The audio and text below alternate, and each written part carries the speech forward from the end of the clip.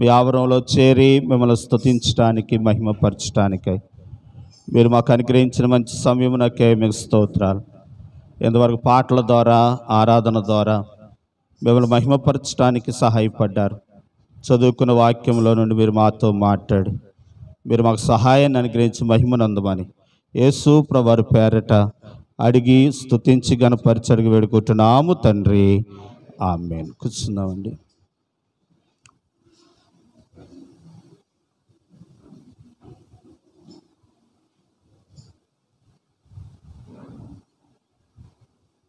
మంచిదండి ప్రియులారా, ఈ సమయంలో కొన్ని నిమిషాలు క్లుప్తంగా కొన్ని మాటలు మనం జ్ఞాపకం చేసుకుందాం. అపోస్తలుడైన పౌలు కొరింథీలో ఉన్న దేవుని సంఘానికి పరిశుద్ధులుగా తీర్చబడి లోకములో నుండి ప్రత్యేకించబడిన వారే సంఘముగా ఏర్పరచబడిన వారికి అపోస్తలుడైన పౌలు కన్నీటితో దుఃఖముతో ఈ పత్రిక రాస్తా ఉన్నాడు. రాసిన పత్రికలో 5వ అధ్యాయాన్ని చదువుకున్నాం. ఈ 5వ అధ్యాయంలో ఉన్న కొన్ని మాటలు మనం జ్ఞాపకం చేసుకుందాం. ప్రియులారా, ఒక సామెత ఉంటుంది ఏంటంటే కీడు తలంచి మేలు పొందాలట. కీడు తలంచి మేలు పొందాలట అంటే కరెంటు ముట్టుకోకురా చచ్చిపోతావు అని అన్నాం. కానీ చచ్చిపోతాం అంటాం మాట కీడా మేలా? కీడు. కానీ దాని వెనకాల ఏముంది? మేలు ఉంది. అట్టిది కానీ ఏదైతే ఆపద రాకపోతుందో దాన్ని ముందుగా కీడుగా తలంచి ఆ ఆపద నుండి ఏమవ్వాలనంటే తప్పించబడాలి. అలాగే ఈ అధ్యాయం రాయబడింది. కాబట్టి ప్రియులారా గమనించండి, మరణమైన తర్వాత గత రాత్రి చెప్పుకున్నాం, గుడారం అనే దేహాన్ని విడిచిపెట్టిన తర్వాత చేతి సహాయము కాక దేవుని చేత చేయబడిన ఆ దేవుని ఆత్మ ఏమవుతుందో అది శిథిలము కానిది, ఆ శిథిలము కానిది పరలోక రాజ్యంలో ప్రవేశిస్తుంది. ఆ రాజ్యంలో ప్రవేశించే వారి వలె మనం ఉండాలి. శిథిలమైపోయిన శరీరము కొరకు కాదు కానీ కనుక మహిమను ధరించుకుని ఎల్లబోయే ఆత్మ కొరకు మనం ఈ లోకములో మనం జీవించేవారుగా ఉండాలి. అది చెప్తూ అంటాడు చూడండి, 5వ అధ్యాయము 21వ వచనంలో ఏమంటున్నారనంటే, ఎందుకు అమ్మా 20వ వచనం, కావున దేవుడు మా ద్వారా వేడుకున్నట్లు మేము క్రీస్తుకు ఏమై ఉన్నామనంటే రాయబారులై ఉన్నాం, దేవునితో సమాధానం పరచబడాలని క్రీస్తు పక్షంగా మిమ్మలను, అంటే మేము క్రీస్తు పక్షంగా మీకును క్రీస్తుకి, అపోస్తలుడైన పౌలు అంటున్నాడు దేవునికి క్రీస్తుకి మేము ఏమై ఉన్నామనంటే మధ్యవర్తులమై ఉన్నాం, రాయబారులమై ఉన్నాం. కనుక రాయబారు ఏం చేస్తాడనంటే ఈ దేశానికి ఆ దేశానికి రాయబారు చేస్తారు, సమాధానం పరుస్తారు. రాయబారు ఏం చేస్తాడంటే ఈ దేశ వార్తను ఆ దేశాన్ని కట్టుకెళ్తాడు. మా దేశం వారు ఇలాగ అంటున్నారనని పరలోకము నుండి ఒక వార్తను దేవుడు పంపించాడట. ఆ వార్త ఎవరి ద్వారా పంపించాడు అనంటే అపోస్తలుడైన పౌలు ద్వారా పంపించి ఏమన్నాడు అంటే, కావున దేవుడు మా ద్వారా వేడుకున్నట్లుగా, దేవుడు మా ద్వారా మీకు ఏం చేస్తున్నాడు అంటే చెబుతున్నాడు అన్నట్టుగా ఈ మాట మీకు చెబుతా ఉన్నాడు. ఏంటనంటే క్రీస్తు రాయబారమైన మనము దేవునితో ఏం పడాలనంటే సమాధాన పడవాలని, సమాధాన పడకుండా లోకాన్ని మనం విడిచిపెడితే నరకానికి వెళ్ళిపోతామని క్రీస్తు పక్షంగా మిమ్మలను బతిమాలుకొనుచున్నాను. ఏంటది అని మనం గమనిస్తే ప్రియులారా మనం చూస్తాం. ఏంటంటే కొన్ని మాటలు మీకు జ్ఞాపకం చేస్తాను. ఒక 7 విషయాలు చెప్పే ముందుగా కొంత మనము అవగాహన కొరకు కొంత మనము ఆలోచిద్దాం. ప్రియులారా గమనించండి, కనుక ఒక విషయాన్ని మనము ఆలోచిస్తాం. ప్రియులారా మరొకసారి చెప్తున్నాను, కనుక గుడారం అనేది ఏమవుతుంది ఒక రోజున శిథిలమై, అంటే ఈ దేహం ఏమైపోద్దండి శిథిలమైపోయి. కనుక ఇక్కడ కొన్ని శిథిలమైనవి ఏమి, శిథిలం కానివి ఏమి. శిథిలమైన శరీరం ఏం పొందుకుంది, శిథిలం కానిది దేవుని ఆత్మ ఏం పొందుకున్న విషయాలు కొంచెం వివరంగా రాశాను చూడండి. కనుక మొట్టమొదటిది శరీరము శిథిలమవుతుంది. శిథిలమైపోయిన శరీరం అమ్మ, ఏది శిథిలమైపోయిన శరీరం? మన శరీరం. శిథిలము కానిదేది అమ్మ? మహిమ దేవుని ఆత్మ నిత్యం ఏమవుతుందంట నిలిచి ఉండేది. ప్రియులారా శిథిలమయ్యే శరీరం. ఇప్పుడు ఈ మాటలు ఎందుకు చెప్తున్నానంటే మనము శిథిలమైపోయిన దాని కొరకు బతకాలా, శిథిలము కాని దాని కొరకు జీవించాలనేది మనకు అవగాహన అవ్వటానికి, నిర్ణయం తీసుకోవడానికి ఈ మాటలు చెబుతున్నాను. శిథిలమైపోయేది ఏంటిదనంటే, శిథిలమైపోయేది శరీరం, అది శిథిలమైపోద్ది. కానీ దేవుని ఆత్మ నిత్యము నిలిచి ఉంటుంది. అంటే మనలో ఉన్న ఆత్మ ఏమై ఉంటుంది? నిత్యం నిలిచి ఉంటుంది. ఒకటి. రెండు, ఆశ్చర్యమైనది, శయమైనది కనుక మాయమైపోద్దంట. ఆశ్చర్యమైనది నిత్యం ఏమవుతుందండి? నిలిచి ఉంటుంది. అంటే దేవుని ఆత్మ నిత్యం ఏమవుతుందని అంటే నిలిచి ఉంటుంది. కనుక ఈ శరీరము మరణహాయనమైనది, కానీ దేవుని ఆత్మ ఏమైందనంటే మహిమ గలనది. అంటే దేవుని ఆత్మ ఎలాంటిది? మహిమ గలదంటే యేసు ప్రభువు చనిపోయి తిరిగి లేచిన తర్వాత, అంటే సేమ్ ఆయన ఎలాగ జీవిస్తున్నారో మనం అలా జీవిస్తాం. యేసు ప్రభు చనిపోయి తిరిగి లేచిన తర్వాత అండి, తలుపులన్నీ ముయ్యబడి ఉండగా యేసు ప్రభు లోపలికి వెళ్ళిపోయాడు. వెళ్ళారా లేదా? వారు మధ్యలోకి వెళ్ళి ఏమన్నారు? శుభము కలుగునుగాక అన్నాడు. తలుపులన్నీ ముయ్యబడి ఉండగా, అంటే మనము కూడా యేసు ప్రభు వచ్చినప్పుడు, మహిమ దేహముతో లేచినప్పుడు మనము కూడా తలుపులన్నీ ముయ్యబడి ఉండగానే లోపలికి వెళతాం. అదే సందర్భాల్లో ఇక్కడ ఉండగలము, మరొక చోట కూడా ఉండగలము, అక్కడ ఉండగలము, ఇక్కడ ఉండగలము. దాన్ని ఏమన్నారనంటే మహిమ దేహము అని అన్నారు. కాబట్టి మహిమ దేహాన్ని మనం పొందుకోబోతూ ఉన్నాం.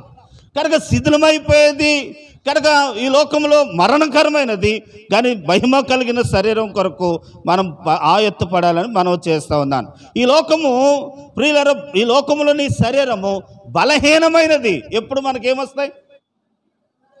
అనారోగ్యాలు వస్తాయి. అమ్మ యెషయా రాసిన గ్రంథంలో అంటారు, తీయొద్దులేండి, నరుడు అంటే తలనెత్తు నుండి అరికాలు వరకు ఏమై ఉన్నాడని అంటే పచ్చి పుండులే కలిగిన వాడుగా ఉన్నాడట.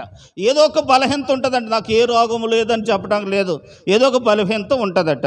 అంటే ఈ లోకములు శరీరము బలహీనమైనది, కానీ ఆత్మ ఎప్పుడు ఎలా ఉంటుందని అంటే బలమైనదిగానే ఉంటుందనే విషయాన్ని తెలియపరుచుకుంటున్నాను. ఇంకొకటి ఏంటంటే, ఈ లోక ప్రకృతి సంబంధమైన శరీరము, కానీ ఈ ఇడిచిపెట్టి వెళ్ళిపోయిన ఆత్మ ఎలాంటిదనంటే ఆత్మ సంబంధమైనది. తర్వాత మనం చూస్తాం మరణమైనది, అది నిత్యము ఉండేది. దీన శరీరం ఇది. కనుక దీన శరీరం అంటే మట్టిలోకి ఇసిరేస్తాం, కానీ దేవుని ఆత్మ మహిమ గలదుగా ఉంటుంది. ఇది భూమి మీద ఉంటుంది. ఈ శరీరము, ఆత్మ ఎక్కడుంటుంది? పరలోకములో ఉండేశారు. ఇది ఎందుకు చెప్పానంటే ప్రియులకు గమనించాను. నిన్న చెప్పాను కదా ఏమనంటే, గుడారము అనేది, ఈ గుడారము ఏమవుతూ ఉందో, ఈ గుడారము కింద ఏం జరుగుతుందనేది చాలా ప్రాముఖ్యంగా మనం చూడాలి. అందరూ ఒకసారి దేవునికి స్తోత్రమా. కొంచెం పాఠంలోకి వస్తున్నాను, వచ్చేదాకా మీకు అర్థం అవ్వాలి. అర్థం అవ్వటానికి నేను వెనక ముందు తిరుగుతున్నాను, అర్థం చేసుకున్నాం. గుడారం అనేది, ఇదిగో ఇక్కడ గుడారం వేయబడిందండి. ఈ గుడారం వేయబడిన తర్వాత ఈ గుడారంలో ఏం జరుగుతుందో ఆ కార్యక్రమం బట్టి గుడారానికి ఏమొస్తుంది? విలువ వస్తుంది. ఇప్పుడు మరణం చనిపోయినప్పుడు నేను ఒకసారి టెంట్లో వేసిన నరేంద్ర గారు అన్నాను, ఏమన్నానంటే, ఏమండి కనుక క్రిస్మస్కి ఇదే టెంట్, ఎవరైనా చచ్చిపోయినప్పుడు ఇదే టెంట్ వేస్తారండి అని అన్నాను. అంటే నా మనసుకి ఏమనిపించిందనంటే, చనిపోయినప్పుడు టెంట్ ఇదేనా అని అంటే ఆ గుడారం కింద ఏం జరుగుతుందో అది. అప్పుడు ఆయన ఏమన్నాడంటే, అంటే చనిపోయినప్పుడు టెంట్ వేరేగా ఉంటుందండి, క్రిస్మస్కి వేరే టెంట్లు వేస్తామండి అని అన్నాడు.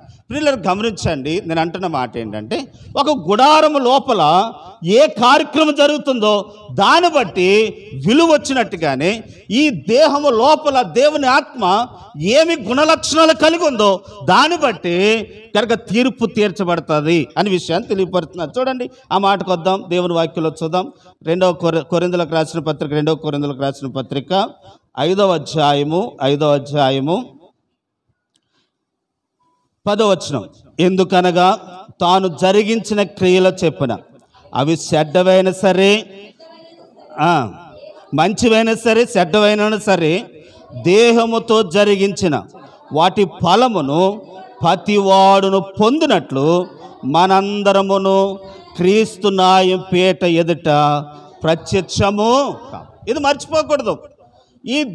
ఈ గుడారముతో ఉన్న దేహముతో ఉన్నప్పుడు, ఈ దేహముతో ఉన్న ఈ శాశ్వతము కాని దేహముతో ఉన్న మనము ఆ మహిమ లేని శరీరము, కనుక ఈ శరీరం బలహీనమైన శరీరము, దేన శరీరమైన ఈ శరీరాన్ని మనం విడిచిపెట్టవలసి ఉంది కాబట్టి విడిచిపెట్టకుండా పరలోకానికి వెళ్ళి దాని కొరకు జీవిస్తున్న మనము ఈ దేహముతో గుడారముతో ఉన్నప్పుడు జాగ్రత్త. ఏమై ఉండాలని అంటే ఈ గుడారముతో ఉన్నప్పుడు అది ఏది చేసినా, మంచిదైనా చెడ్డదైనా, ఆ చేసిన దాన్ని బట్టి ఎక్కడికి వస్తామంట? అదే మళ్ళీ చదువుతున్నాను చూడండి, మళ్ళీ అంటున్నాను, మళ్ళీ చదువుదాం. ఏంటనంటే 10వ, ఎందుకనగా తాను జరిగించిన క్రియలన్నీ చెప్పిన అవి మంచివైనా సరే చెడ్డవైనా సరే దేహముతో జరిగించిన. ఒకసారి ఇలా అందాం అంటే మీకు అర్థమవుతుందని చెప్తా. ఈ గుడారం ఉందండి, ఈ గుడారం శిథిలం అయిపోయిందండి.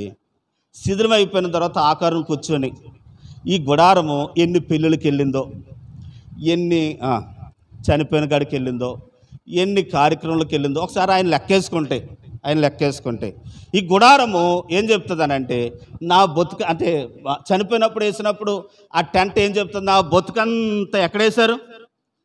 చచ్చిపోయిన వాళ్ళు కాడే వేశారు. నా బతుకంతా ఎక్కడుంది అంటే ఆ టెంటు లెక్క ఏం పెట్టుకుందానంటే చనిపోయిన చోటే వేశారని లెక్క పెట్టుకుంది.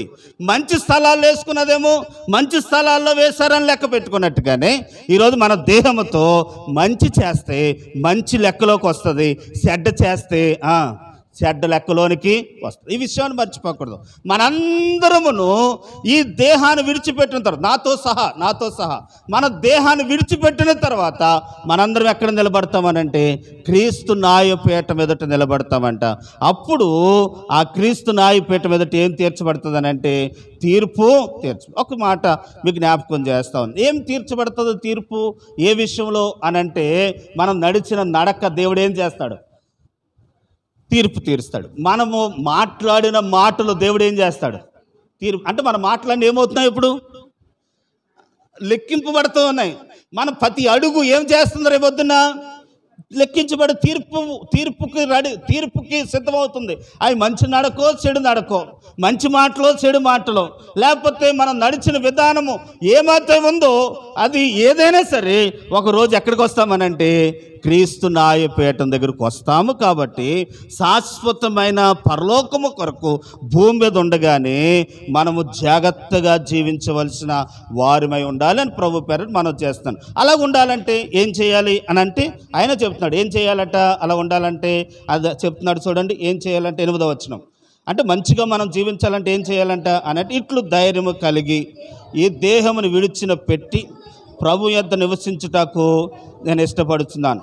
కావున దేహమందు ఉండునాను, దేహము విడిచినాను, ఆయనకు ఏమై ఉండాలట అంటే దేహముతో గుడారముతో ఉన్నప్పుడు గుడారముతో ఉండినాను, గుడారం విడిచినాను. గుడారం అంటే ఏంటి? శరీరం. కాబట్టి మన శరీరముతో ఉండినాను, చనిపోయినాను. మనం ఎవరికి ఇష్టలుగా ఉండాలంట? ఎందుకనంటే మనం తీర్పులోకి వస్తాం అన్న విషయాన్ని ఎప్పుడు మర్చిపోకూడదు. మనం తీర్పులో ఉంటాం అన్న విషయం ఈరోజు నేను ఒక వ్యక్తి మీద అబద్ధం చెప్పేశానండి, అది ఒక నింద వేయాలని వేసానండి అనుకుందాం. కాబట్టి ఇది అబద్ధం అని తెలిసింది నాకు తెలిసి కూడా అబద్ధం వేశాను. ఈ అబద్ధము కొరకు నేను ఎక్కడ నిలబడతాను?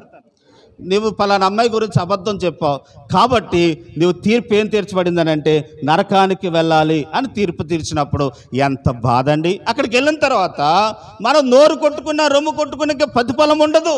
అందుకే నేను అంటున్న మాట ఏంటనంటే విస్తారమైన మాటలలో దోషముండక అందుకే ఒక చోట ఏమంటుందనంటే మాట్లాడటానికి నిదానించాలట, వినటానికి ఎగురు పడాలట. కాబట్టి ప్రతి మాట, ప్రతి నడక, ప్రతి చేత, ప్రతిది కూడా ఒక రోజున న్యాయపీఠం ఎదురకుండా నిలబడుతున్నావు. కాబట్టి మన మనసులోకి ఇది రావాలి. ఏంటనంటే నేను బతికినాను, చనిపోయినాను, ఆయనకి ఎలా జీవించాలట?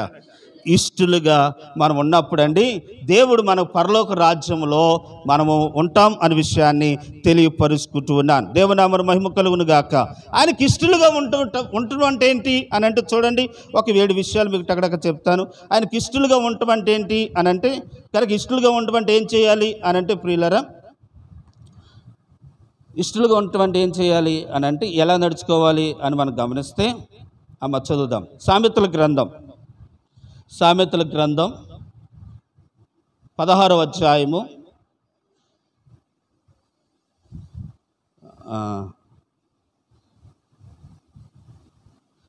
సామెతల గ్రంథం 12వ అధ్యాయము 28వ వచనం.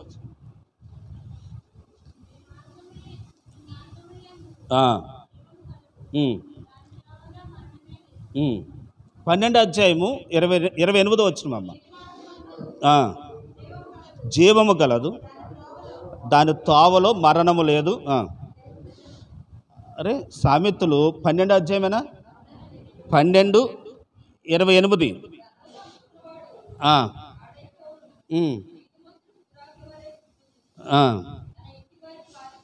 సరే చూడండి, ఇక్కడ వాక్యం చూడండి, నేను అబద్ధము పెదవులు యెహోవాకు, ఎన్నో వచ్చినవరా? 22 చూడండి. అబద్ధమాడు పెదవులు యెహోవాకు హేయులు. అంటే హేయులు అంటే ఇష్టం లేదు, అసహ్యులు. సత్యవర్తకులు ఆయనకేమై ఉన్నారట అంటే బతికినాను చనిపోయినాను దేవునికి ఎలాగుండాలి? ఇష్టలుగా ఉండాలి. బతుకుండగా దేవునికి ఇష్టలై ఉండాలంటే ఏం చేయకూడదు, ఏం చేయాలి అని అంటే అబద్ధము ఆడదు. అబద్ధం ఆడేవాడంట యెహోవాకు ఎలాంటోడనంటే హేయుడు, అసహాయం కలిగించిన వాడంట. ఇష్టడు కాదంటండి, వారు దేవునికి ఎంత మాత్రం ఇష్టడుగా ఉండడట.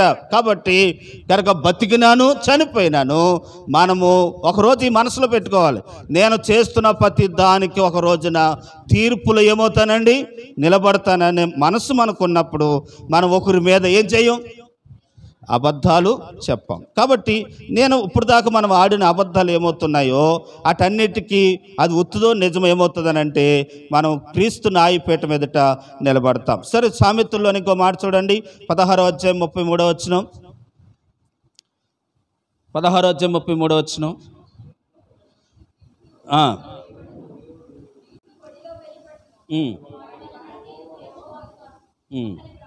ఒకని ప్రవర్తన యెహోవాకు ప్రీతికరముగా ఉన్నప్పుడు ఆయన వారి శత్రువులతో సహా వారికి మిత్రులుగా. ఒకని ప్రవర్తన దేవునికి ఎలా ఉండాలట? ప్రీతికరం అంటే ఇష్టలుగా. ఇప్పుడు గమనించాలి, మనం ఇక్కడ ఏం పాయింట్ పట్టుకోవాలంటే ఒకని ప్రవర్తన, ఒకటి అబద్ధం ఆడనవాడు, సత్యము చెప్పువాడు దేవునికి ఏమై ఉంటాడట? ఇష్టడుగా ఉంటాడు. 2 మంచి ప్రవర్తన ప్రవర్తించిన వాడు దేవునికి ఎలా ఉంటాడు? ఇష్టడుగా ఉంటాడు. ఈ ఇష్టడుగా ఉన్నవాడు ఎక్కడికి వెళ్తారనంటే పరలోకానికి చేర్చబడతారు. కాబట్టి మనం భూమి మీద ఉండగానే దేవునికి ఏమై ఉండాలనంటే ఇష్టలుగా ఉండాలి. ఇష్టలుగా ఉండాలనంటే మన ప్రవర్తన ఎలా ఉండాలంటే అండి చూడండి, ఒకే సామెతల్లో 3వ అధ్యాయంలో, సామెతల గ్రంథం 3వ అధ్యాయంలో ప్రియులారా, ఈరోజు కొంచెం ఎక్కువ వాక్యాలు చూద్దాం. 3వ అధ్యాయంలో ఏమంటారనంటే, నీవు ఆయన అధికారమునకు ఒప్పుకునుము, ఆయన నీ తోవలను సరళము చేస్తాడంటారు 3వ అధ్యాయంలో.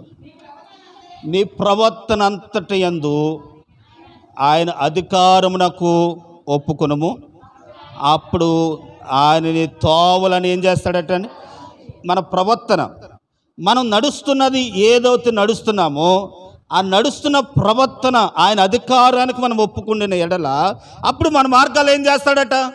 సరళం చేస్తాడు, మార్గాలు తెరుస్తాడు, ముయ్యబడిన ద్వారాలు తెరుస్తాడు. ప్రకటన గ్రంథంలో ఏమన్నా ఉంటుంది, తీయొద్దులే అండి, ఏమన్నా ఉంటుందని అంటే ఆయన ముయ్యగా ఎవరును ద్వారాలు తెరవలేరు, తలుపులు తెరవలేరట. ఆయన మూసేశాడా, ఎవరు తెరవలేరంట.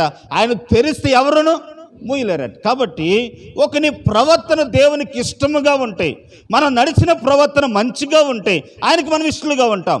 ఒక 7 మాటలు చెప్తాను, ఆయనకి ఇష్టలుగా ఉంటే వచ్చిన ఆశీర్వాదాలు ఏంటో. దానికంటే ముందుగా ఎలాగుంటే దేవునికి ఇష్టలుగా ఉంటామో ఒకటి నేర్చుకుందాం. 2వ చదువుదాం చూడండి, రోమిలకు రాసిన పత్రిక 3వది, రోమిలకు రాసిన పత్రిక 14వ అధ్యాయం 23వ వచనం మనం చదివితే ఎవరు దేవునికి ఇష్టలుగా ఉంటారట అని మనం గమనిస్తే చూడండి.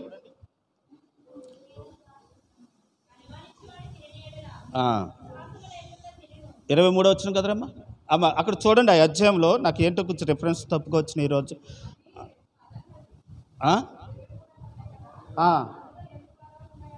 రైట్ అదా, సరే రైట్ రైట్, అది తప్పు అయిందన్నమాట.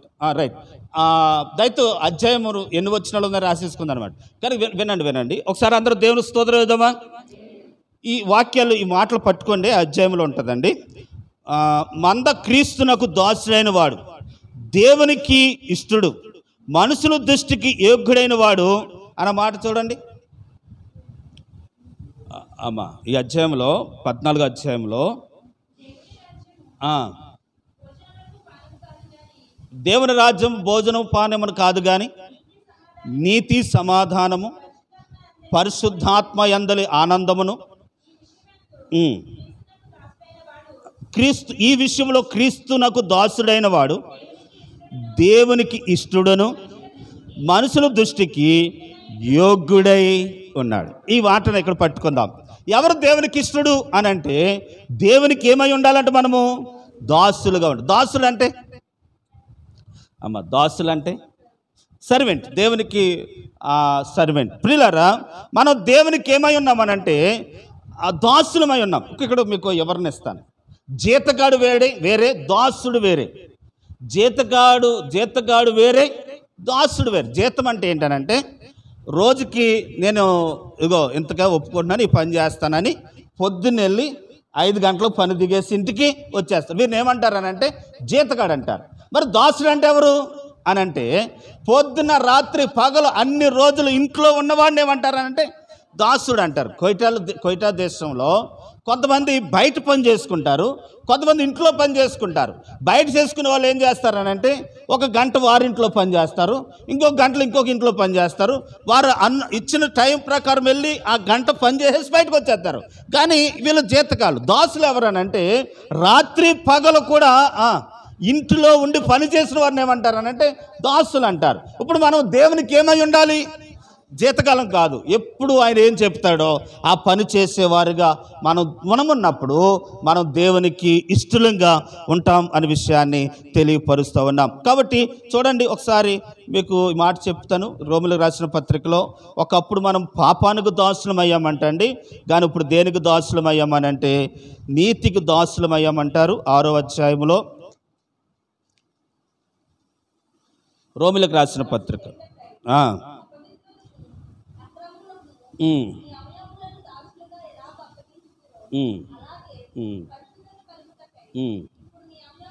ఇప్పుడు మీ అవయములను నీతికి ఏమయ్యామంటండి? దాసులమయ్యాము. ఒకప్పుడు పాపమునకు దాసులమయ్యాము. ఇప్పుడు యేసు ప్రభువుని నమ్మటాన్ని బట్టి, ఆయన రక్త విమోచన బట్టి, బలియాగమును బట్టి, పాపమును జయించేవాడైన ప్రభునందు విశ్వాసం ఉంచాము. కాబట్టి ఇప్పుడు నీతికి ఏమయ్యామంటండి? దాసులమయ్యాం. కాబట్టి ఈ దాసరకము మనం ప్రభు వచ్చే వరకు మనం కలిగి ఉండాలనే విషయాన్ని తెలియపరుస్తున్నాను. తీయొద్దులని వీలవుతూ తీయండి. ఇక్కడ స్క్రీన్ మీద వేస్తున్నాను, సమయం లేదు కానీ ముందుకు వెళ్ళిపోదాం. ఎబ్రీలకు రాసిన, ఎవరిస్టులు దేవునికి చూడండి, ఎబ్రీలకు రాసిన పత్రిక 11వ అధ్యాయం 5వ వచనంలో ఏమని రాయబడుతుంది అంటే, విశ్వాసమును బట్టి ఆనోకు మరణము చూడకుండానట్లు కొనుపోబడను. అతడు కొనుపోబడక మునుపు దేవునికి ఏమై ఉన్నాడనంటే ఇష్టడై ఉన్నాడు అని సాక్ష్యము పొందును గనక దేవుడు అతన్ని ఏం చేశాడనంటే కొనుపోబడ్డాడు, తీసుకెళ్ళిపోయాడట. అంటే బతుకుండగానే దేవునికి ఏమై ఉన్నాడు? ఇష్టలై ఉన్నారు. ఈరోజు మనము కూడా దేవునికి ఇష్టలై ఉన్నప్పుడు దేవుడు మనకు సహాయం చేస్తారు. కీర్తన గ్రంథం 16వ అధ్యాయం 3వ వచనంలో చూస్తే ఇలాగూ రాయబడింది ఏంటనంటే, నేను ఎలాగొందును, భూమి మీద ఉన్న భక్తులే శ్రేష్ఠులు, వారు కేవలం నాకు. ఇప్పుడు చెప్పాలి, ఈ మాటలో పాయింట్ పెట్టుకోవాలి. దేవునికి ఎవరు ఇష్టలు? భక్తులు దేవునికి ఏమై ఉన్నారట? మళ్ళీ చదువుదాం. నేను ఎలాగొందును, భూమి మీద ఉన్న భక్తులే శ్రేష్ఠులు, వారు నాకు కేవలం ఎలాగున్నారటండి? ఇష్టలు. కాబట్టి మనం భక్తి కలిగి విశ్వాసమును కొనసాగిస్తే, శ్రేష్టమైన భక్తి చేస్తున్నారట. ఆ భక్తి ఎలా ఉండాలని అంటే శ్రేష్టమైన భక్తి ఉండాలి. ప్రియులారా, యెహోవా యందు భయభక్తులు కలిగి ఆయన తోవల నడిచి వారందరూ. ఒక చోట ఏమని రాయబడుతుంది అనంటే భక్తిహీనులు అని మాట రాయబడుతుంది. ఏంటంట? భక్తికి ఏమొచ్చింది? అంటే నీరసం వచ్చిందన్నమాట. ఇదివరకు చాలా భక్తిగా చేసేవారు, ఇప్పుడు ఏమొచ్చిందనంటే నీరసం వచ్చింది. కాబట్టి భక్తిహీనులుగా కాక మనము దేవునికి శ్రేష్టమైన భక్తి చేసేవారుగా ఉండాలి. 11వ విశ్వాసము లేకుండా దేవునికి ఇష్టలై ఉండట అసాధ్యము. దేవుని యొద్దకు వచ్చిన వాడు ఆయన ఉన్నాడనియు తను వెతుకు వారికి ఫలము దయచేవాడనియు నమ్మవలను కదా. అంటే దేవునికి ఇష్టలై ఉండాలి అని అంటే మనం ఈ వాక్య భాగంలో ఏం చేయాలి? ఆయన నమ్మాలి. చూడండి, విశ్వాసము లేకుండా దేవునికి ఇష్టలైండుట అంటే దేవుని యందు మనం విశ్వాసం ఉంచాలట. ఏమని అని అంటే ఆయన యొద్దకు వచ్చేవారు తను వెతుకు వారికి ఫలము దయచేవాడని మనం ఏం చేయాలటండి? నమ్మాలి కదా. అలా నమ్మటమే విశ్వాసము. అలా విశ్వాసం ఉంచిన వాడు దేవునికి ఏమై ఉంటాడట? ఇష్టడే. సరే, మనం ముందుకు వెళ్ళిపోదాం. నేను ఇంకో వాక్యాలు చూపించనండి, ముందుకు వెళ్ళిపోదాం. ప్రియులారా, ఇంకొక మాట 21 సామెతలో నీతి న్యాయములను అనుసరించి నడుచుకునుట బలులు అర్పించుట కంటే దేవునికి ఇష్టం. కాబట్టి చూడండి, దేవుడంట బలులు అర్పించుట కంటే, దేవుడు చెప్తున్నాడు మీరు బలులు అర్పించట కంటే లేకపోతే వేరే అర్పించట కంటే నీతి న్యాయములను అనుసరించి నడుచుటయే నాకు ఇష్టము, అటువారు నాకు ఇష్టము అని ప్రభువు చెప్తా ఉన్నారు. దేవునామరు మహిమ కలుగును గాక. హల్లెలూయా. ప్రియులారా, గమనించండి, మనం ముందుకు వెళదాం. ఒక 7 విషయాలు మీకు టకడగా చూపిస్తాను. చూడండి ప్రియులారా, ఈరోజు నేను చెప్పాలనుకున్న వాక్య భాగంలో నుండి కొన్ని మాటలు మీకు జ్ఞాపకం చేస్తాను. దేవునికి ఎవరు ఇష్టలుగా ఉంటూ వచ్చిన ఆశ్రదం ఏంటి, ఇష్టలుగా ఉంటూ వాళ్ళు వచ్చిన దీవెన ఏంటి అన్న విషయాలు ఒక 7 విషయాలు మీకు చెప్తానండి. ఆ తదుపరి మనం ప్రార్థన చేసుకుందాం. దేవునికి ఇష్టలుగా ఉంటే వచ్చిన ఆశ్రదాలు మళ్ళీ చెప్తున్నాను. దేవునికి ఇష్టలై ఉన్నటువంటి గుణ లక్షణాలు ఏంటి చెప్పండి? ఇప్పుడు దాకా చదువుకుందాం కదా. దేవుని యందు ఏముంచాలి? విశ్వాసం. ఇంకా దాసులుగా ఉండాలి కనుక అబద్ధము ఆడకూడదు, నీతిగా జీవించాలి, భక్తి కలిగి ఉండాలి. ఈ లక్షణాలు కలిగి ఉన్నప్పుడు దేవునికి ఏమై ఉంటాం? ఇష్టలుగా మనం ఉన్నప్పుడు మనకు వచ్చిన ఆశీర్వాదాలు ఏంటి అని అంటే లోకాసు సువార్త 2:14 ఏమని రాయబడుతుంది అని అంటే సర్వోన్నతమైన స్థలములలో దేవునికి మహిమయు ఆయనకు ఇష్టలైన ప్రజలకు ఏమొస్తుంది? మనకి సమాధానం. ఎవరికి వస్తుంది అంటే భూమి మీద ఉన్న మనకు దేవుడు ఏమిస్తాడటండి? సమాధానం ఇస్తాడట. లోకములో డబ్బులున్నా, ధనమున్నా, ఐశ్వర్యమున్నా, లేకపోతే అందసందాలున్నా మనుషుడికి సమాధానం లేదు.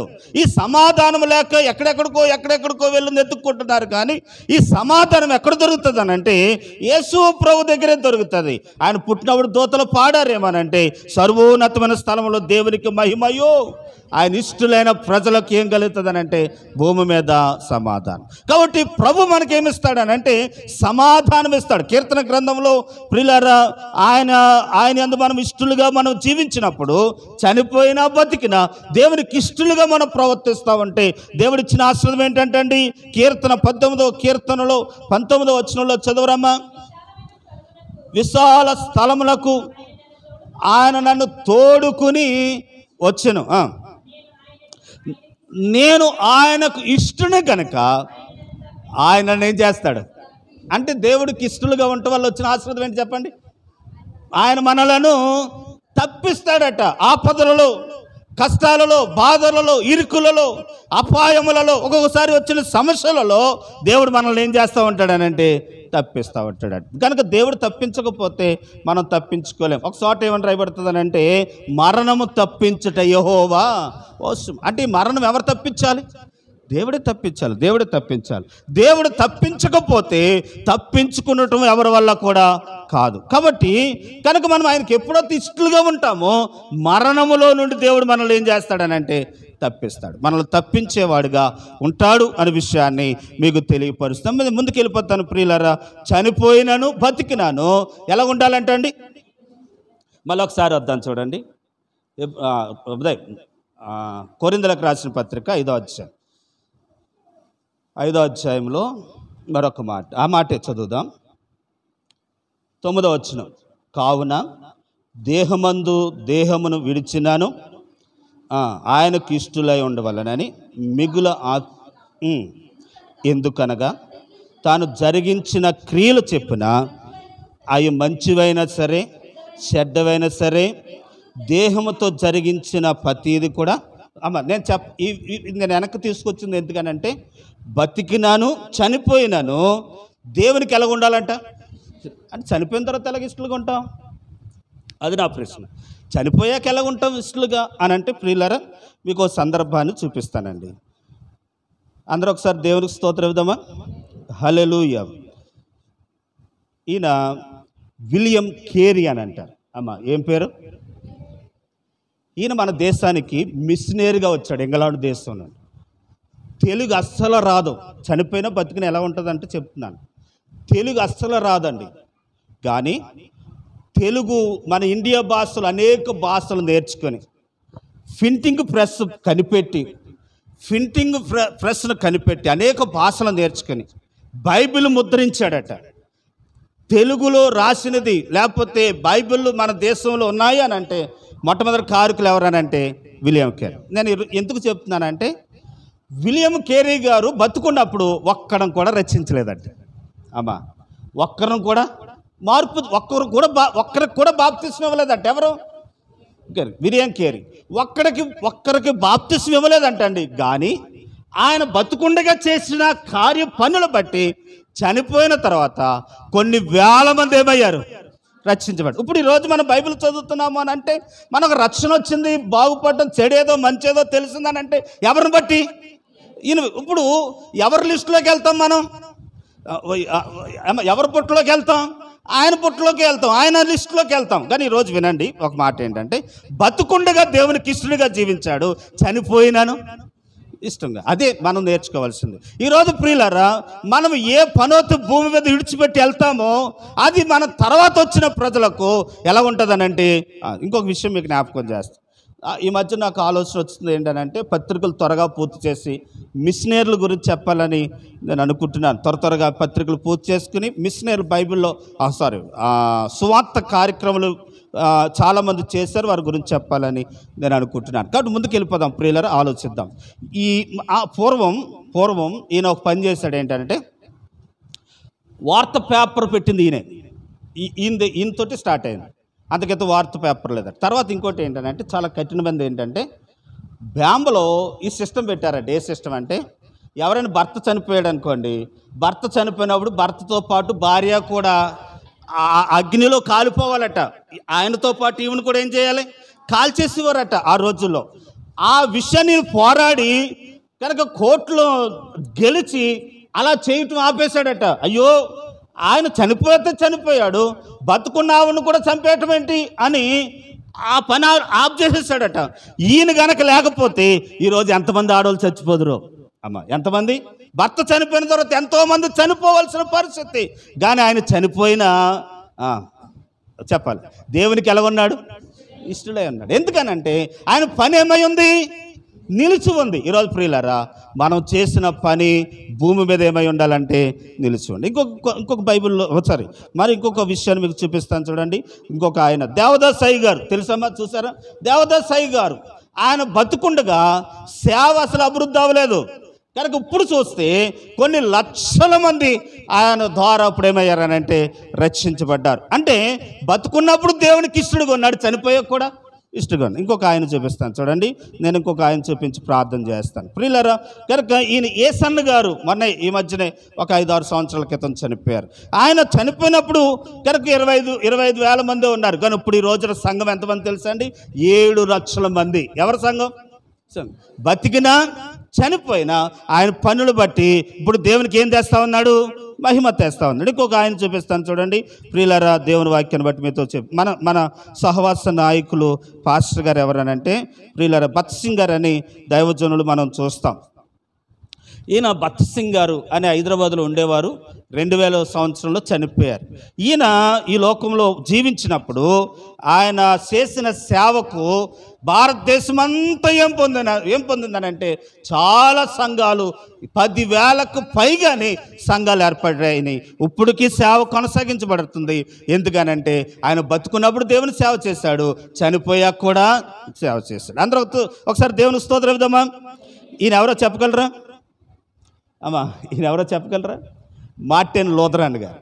అమ్మ ఎవరు? మార్టిన్ లూథరన్ గారు సంఘం కట్టలేదు.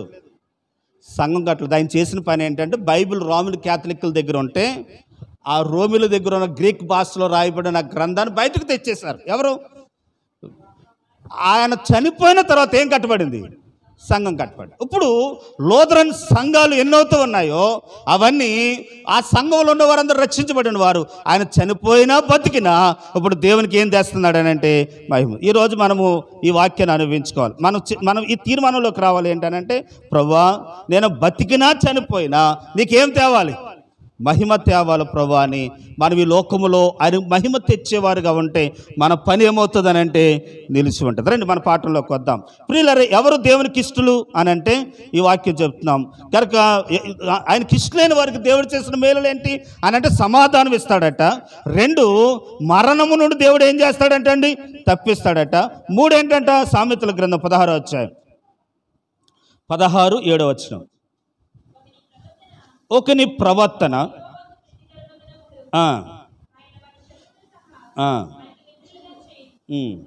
అమ్మ ఇది చూడండి, అది చదువుకున్నాం కదా ఇందాక.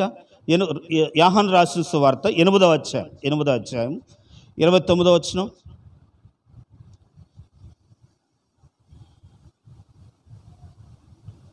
యోహాను సువార్త 8వ అధ్యాయం 29వ వచనం. నన్ను పంపినవాడు నాకు తోడై ఉన్నాడు, ఆయనకి ఇష్టమైన కార్యములు నేను ఎల్లప్పుడూ చేదును గనక ఆయన నన్ను ఏం చేయడు. ఎంత చక్కని మాట అండి. నేను ఆయనకి ఇష్టమైన పని చేస్తున్నాను కనుక ఆయన నన్ను ఏం చేయడు. ఈ సందర్భంలో మాట చెప్తానండి, అర్థం చేసుకోవాలి అందరూ. ఒకసారి దేవుని స్తోత్రం ఇద్దామా. క్రైస్తవ సహవాసంలో ఇది మనసు పెడితేనే కానీ మీకు అర్థమవుతుంది. మనసు పెట్టి వినాలి. క్రైస్తవ సహవాసంలో మనం నేర్చుకోవాల్సిన విషయం ఏంటంటే, మనందరమును చనిపోయిన తర్వాత ప్రభువుని ఎరిగిన మనము, మన సంఘము ఎక్కడుంటామంట? దేవుని దగ్గర ఉంటాం. మన మేనమామ ఇంకా మార్పు చెందలేదు అనుకుందాం. ఈ మేనమామ ఎక్కడికి రాడు? పరలోకం రాడు. అదే అంటాడు పౌలు గారు. ఏమంటారంటే, పరలోకం రాని వాడితో నీకు ఎందుకు సంబంధం? పరలోకమునకు వచ్చిన వాడిని బంధువు కాకపోయినా వాడితో ఏం కలిగి ఉండాలి? సహవాసం. ఎందుకని అంటే రేపు పొద్దున మనందరం ఎక్కడుంటాం? మీకు అర్థం అవ్వలేదు, మళ్ళీ చెప్తాం. అందరూ ఒకసారి దేవుని స్తోత్రం ఇద్దామా. అందుకే యేసు ప్రభువు ఏమన్నారు తెలుసా? నేను మీకు సమాధానం ఇవ్వటానికి రాలేదు కానీ మీకు మీకు భేదం పెడతాకే వచ్చానన్నాడు. ఎలాగంటే మీకు భేదం పెడతాకే వచ్చానన్నాడు ప్రభు. ఎలాగంటే ఇప్పుడు ప్రభు చెప్పిన మాట ఏంటంటే, ఈ మాటను బట్టి రక్షణ పొందిన వారితో మీకేం సంబంధం? రక్షించబడిన వారితో మీరు కలిసి ఉంటే మీరు వారు కలిసి ఎక్కడుంటారు? అప్పుడు మన మేనమామ ప్రభుని నమ్మలేదు కాబట్టి వారితో మనకేం లేదు, సహవాసం లేనప్పుడు మా మేనమామ ఏం చేస్తాడు? మనల్ని, మా మేనమామ నన్ను ఏం చేస్తాడు? ఈడిచిపెట్టేస్తాడు. ఆడు నన్ను లెక్క చేస్తలేదురా అని విడిచిపెడతాడు. నేనేమో రక్షణ పొందలేదని విడిచిపెట్టాను, రక్షించబడిన వారితో ఉన్నాను. రక్షించబడిన వారు నేను కలిసి పరలోకంలో ఉంటాం. కాబట్టి రక్షణ లేని వారు నన్ను విడిచిపెట్టేశారు, నేను ఆయన్ని విడిచిపెట్టేశాను. అయినా నేను ఎవరిని కాదు. మన వాక్యంలోకి రావాలి. మనం ఒంటరి వారము కాదు. మళ్ళీ చదవండి. యోహాను సువార్త 8వ అధ్యాయం 29వ వచనం. దేవునికి ఇష్టమైన వారిని నాకు తోడై ఉన్నాడు, ఆయనకి ఇష్టమైన కార్యము నేను ఎప్పుడూ చేయుచున్నాను. ఆయన నన్ను ఎలా విడిచిపెట్టాడు అంటే, బంధువులు విడిచిపెట్టినా ఆయన మనల్ని ఏం చేయడు? విడిచిపెట్టాడు. అది ఆ మాటను మనం క్యాచ్ చేయాలి. కనుక ఈరోజు ఇలా ఆలోచించాలి. ఎలా తెలుసా? ఒకవేళ ఇలా ఆలోచించండి, మన ఇంట్లో వాళ్ళ కంటే, రక్షణ పొందిన వారి కంటే రక్షించబడిన వారితో ఎక్కువ ఏం కలిగి ఉండాలి?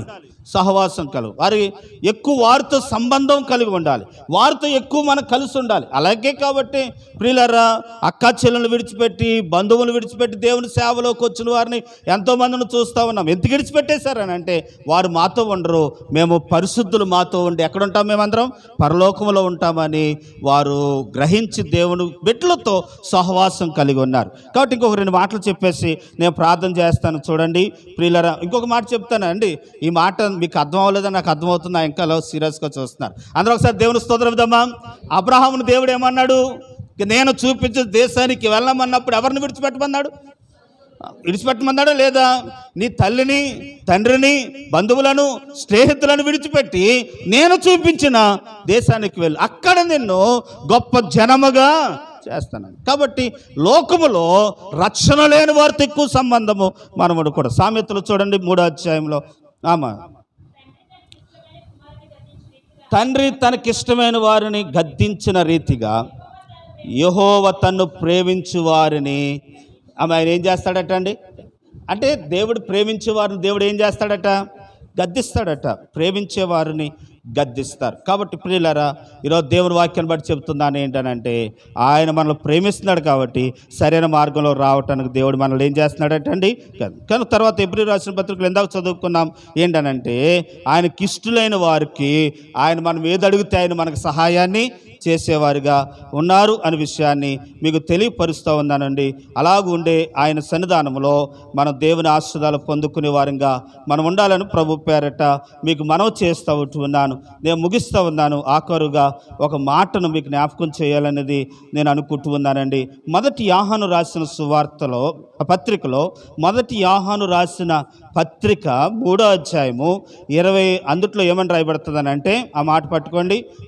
మరియు మనము ఆయన ఆజ్ఞలను గైకొనొచ్చు ఆయన దృష్టికి ఇష్టమైనవి చేయుచున్నాము గనక మనకి ఏమి అడిగినను అది ఆయన వలన. మళ్ళీ చదవరా, నేను మాట్లాడను, చదువు.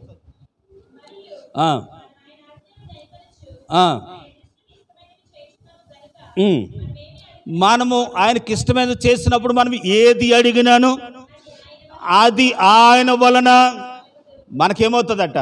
దొరుకును అని ప్రభు చెప్తా ఉన్నారు. కాబట్టి ఆయనకి ఇష్టమైన వారిగా మనం చేసినప్పుడు ఆయన మనకి ఏం చేస్తాడనంటే, మనం ఏది అడుగుతున్నామో అది దేవుడు మనకు సహాయాన్ని చేసేవారుగా ఉంటారు. ప్రియులారా, రెండో కొరింథీయులకు రాసిన పత్రిక 2వ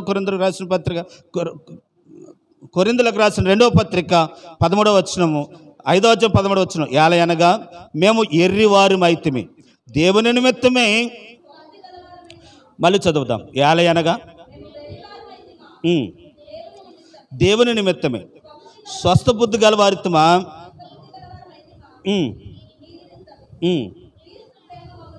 క్రీస్తు ప్రేమ మమ్మల్ని ఏం చేస్తుంది? బలమంది. ఏలయనగా అందరి కొరకు ఒకడేమయ్యాడట? చూడ పౌలు గారు అంటున్న మాట ఏంటంటే, ఏలయనగా మేము ఎర్రివారుమైతిమి దేవుని నిమిత్తమే స్వస్థ బుద్ధి గలవారమై మీ నిమిత్తము అబుద్ధిమని అంటున్నాడు. అంటే లోకానికి దేవుని సేవకులు ఎలాగుంటారట చెప్పాలి. ఈ మాటను బట్టి చెప్పాలి ఏంటంటే, ఏటిరా బంధువులు వదిలేమంటున్నాడు, స్నేహితులు వదిలేమంటున్నాడు, దేవుని పిల్లలే స్నేహితులు అంటున్నాడు, దేవుని పిల్లలే బంధువులు అంటున్నాడు ఏంటి అని అంటే, ప్రజలకి ఇది ఎలాగుంటుంది? ఎర్రితనం. అంతే పౌలు గారు అంటున్న మాట ఏంటంటే, మీకు వెర్రితనముగా ఉంటేమో కానీ ఇదే నిజం. ఏదనంటే మనందరం ఎక్కడుంటామంట? ప్రభు దగ్గర. కాబట్టి కనుక వదిలేసి దేవుని పిల్లలతో సహవాసము కలిగి ఉంటుంటే ఈ ప్రజలకు ఎలాగుంటామంట? ఇంకొక మాట అర్థమయ్యేలా చెప్తున్నా. ఏమంటే వాళ్ళు తిడుతున్నారండి, వాళ్ళు తిడుతున్నారు కాబట్టి మనం తిడతలేదండి, మనకు రాక. కానీ తిట్టకుండా ఉండటాన్ని బట్టి లోకానికి ఎలా కనపడుతున్నాం? ఎర్రివారిగా కనపడతాం. అయినను ఎర్రివారిగా కనపడుతున్నాను. అలా కనపడటానికి కారణం ఏంటంటే, ఇతరుల స్వస్థత కొరకై, స్వస్థ బుద్ధి కొరకై మేము అలాగూ అవుతుంది. చూడండి, ఆ మాట మళ్ళీ మీకు అర్థమయ్యేలా చెప్తాను. దేవుని నిమిత్తమే స్వస్థ బుద్ధి గలవారిమై అయితిమి అని అంటున్నాడు. అందరూ ఒకసారి దేవునికి స్తోత్రం చెప్తామా?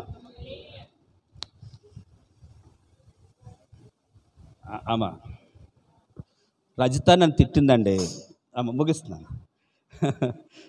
రజిత తిట్టిందండి. ఆయన ఓర్చుకొని తింగరోల్లాగా చూస్తున్నాను. తింగరోల్లా చూసింది ఎందుకు? కాదు, నిన్ను మార్చటానికి స్వస్థ బుద్ధి గలవాడిగా ఉన్నాను. స్వస్థ బుద్ధి ఏది? స్వస్థ బుద్ధి లేకుండా ఉండటం ఏది? తిడుతున్నప్పుడు తిట్టేస్తే ఏమి లేనట్టు. ఇప్పుడు ఎర్రివారుగా ఉండి కనుక స్వస్థ బుద్ధి గలవారుగా ఉన్నామంటే, తిట్టినప్పుడు తిట్టుకొని ఉంటానికి కారణం ఏంటంటే, మీరు ఏమవ్వాలి? మారాలి. కానీ ప్రియులారా, అలాగూ ఎక్కడ కాదు, మామూలుగా సువార్తకి వెళ్ళినప్పుడు ఒకళ్ళు తిడతా ఉంటారు, కేకలేస్తూ ఉంటారు. కానీ ఏదైనప్పటికీ ప్రియులారా, స్వస్థ బుద్ధి గల వారమై అనేక మంది ఏమవ్వాలంటే అండి మారాలి. అదే అంటున్నాడు, మేము క్రీస్తుకు రాయుబారులమై ఉన్నాం, క్రీస్తు పక్షంగా మీ పక్షంగా మేము నిలబడుతున్నాం అని చెబుతా ఉన్నాడు. కాబట్టి ఈ అధ్యాయంలో పాఠం ముగించబడింది. రేపు 6వ అధ్యాయం చెప్తాను. అటు రీతిగా దేవుడు మనకు సహాయం చేయను గాక. ఆమేన్. తలలు ఉంచుదాం, కళ్ళు మూసుకుందాం, ప్రార్థన చేద్దాం. ప్రార్థన. ప్రియులారా, ఒకసారి రోజు ఆలోచిద్దాం. ఎన్నో విధాలుగా దేవుని వాక్యము వెదజల్లబడుతూ ఉంది.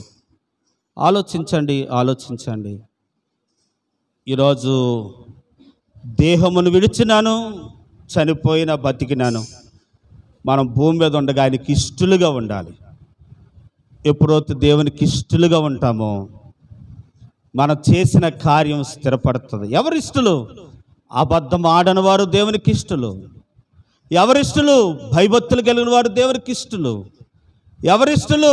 నీతిగా నడిచిన వారు దేవునికి ఇష్టలు. మంచి ప్రవర్తన కలిగిన వారు దేవునికి ఇష్టలు. ఎవరిష్టలు అంటే విశ్వాసం ఉంచిన వారు దేవునికి ఇష్టలు. ప్రియులారా, మనం అలా ఉంటే దేవునికి ఇష్టలుగా ఉంటాం. అలా ఉండటం వల్ల వచ్చిన మేలేంటి అని అంటే ఆపదలో నుండి తప్పించబడతాం. అలా ఉండటం వల్ల మేలేంటనంటే సమాధానం కలుగుతుంది.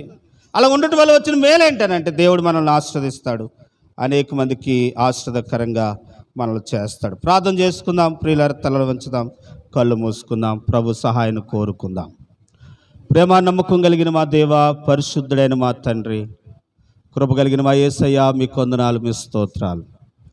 మేము బతికినాను, చనిపోయినాను, మీకు ఇష్టలంగా మేము బతకాలి అయ్యా. ఇది శాశ్వతం. మా గుడారం శిథిలమైపోద్ది. శిథిలం కానిది మీ ఆత్మ మాలోంచి వెళ్ళిపోయినప్పుడు, మేము పరలోకములో ఉన్నప్పుడు, ఆ దేవునితో మేము ఉంటున్న సమయంలో, క్రీస్తు నాయపెట్ట ఎదురుగుండా నిలబడినప్పుడు, మేము మీకు ఇష్టలైన వారుగా ఉన్నవారుగా, మంచి క్రియలు చేసేవారుగా భూమి మీద మేము చేయటానికి సహాయం చేయండి. మేము చెడు మాట్లాడితే మంచి చేస్తే మంచే మాకు తీర్పులో నిలబడతాం, చెడు చేస్తే చెడే కనపడుతుంది. మంచి మాట్లాడితే మంచే తీర్పులో నిలబడతాం. కానీ ఒకరోజు అయ్యా మేము మంచి వారిగా పునరుద్ధానం సంపాదించుకునే వారిగా మమ్మల్ని చేయమని ప్రార్థన చేస్తూ ఉన్నాం. ఈ రాత్రి సన్నిధానానికి వచ్చిన బిడ్డలను మీరు ఆశీర్వదించి మేలుతో నింపండి. వారి అక్కర్లో మీరు తీర్చండి. 40 రోజులు ఏమో అనుకుంటున్నారు, వారి అక్కర్లో మీరు తీర్చండి, మేలుతో నింపండి. ఆశీర్వదించిన ఆయన అభివృద్ధి, క్షేమం, కాపుదల, దీవెన, ఆశీర్వాదాలు దయచేయండి. ఎవరో ఏం అడుగుతున్నారో మీ దగ్గర, అయ్యా నేను అడిగినవి నేను ఇస్తానన్నారు. కాబట్టి బిడ్డలకు అనుగ్రహించి నెమ్మది, సంతోష, సమాధానం, దీవెన, ఆశీర్వాదాలతో మహిమనందమని యేసు